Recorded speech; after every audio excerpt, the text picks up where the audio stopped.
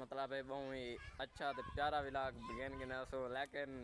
हम चले बैठे तो बस ठीक है। मैं तो अपना हाली लोड तक सामने यूट्यूब चैनल पे किलोमीटर जो हाल मेरे प्यारे मेरे दोस्तों ठीक ठाक हो तो को हंसता थे बोलता रखे देश इस्लाम रखे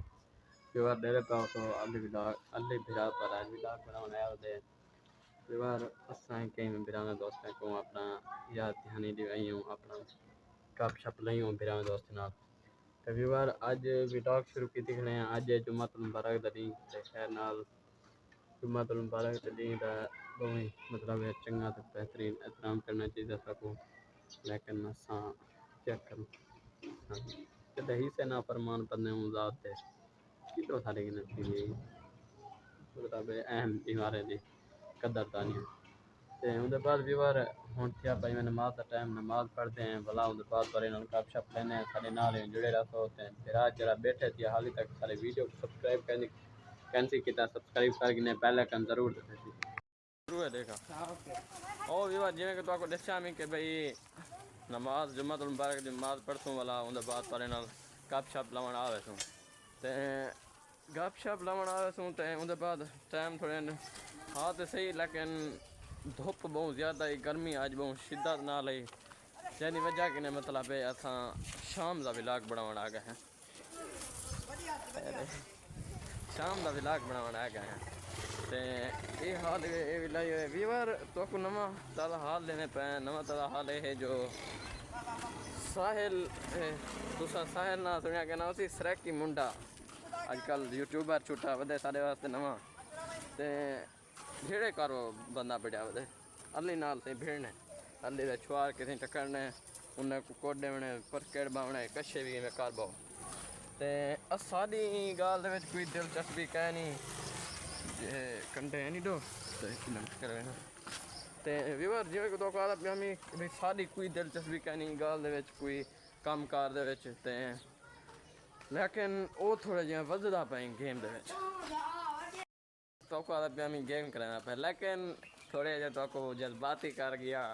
मतलब अपनी गाल विच एक अट्रैक्ट कर गया लेकिन ये गल नहीं असां करने पे सरैकी मुंडे नाल प्रैंक उसको भी पता कह नहीं ई शायद प्रैंक करने पे देखो प्रैंक दे जोगा हो सी तो साढ़े नाल निबड़सी असां भी होसूं तो निबड़सूं उहदे नाल ते क्या लगा खैर ठीक हो अल्हम्दुलिल्लाह ते व्यूअर जिमें कि मैं तो कहता पिया हमें कि भाई प्रैंक जोगा हो सी था निबड़सी साढ़े नाल असा देखसूं कि भाई एक केरे पानी मतलब तरदा वधे क्या तरतीब है क्या निज़ाम है सारा कुछ निकले ते ये हाल में व्यूअर किता ही वे ते उनके बाद फुल तरतीब निज़ाम नाल जरा कोई थी जुलसी असा इहदे नाल करे सूं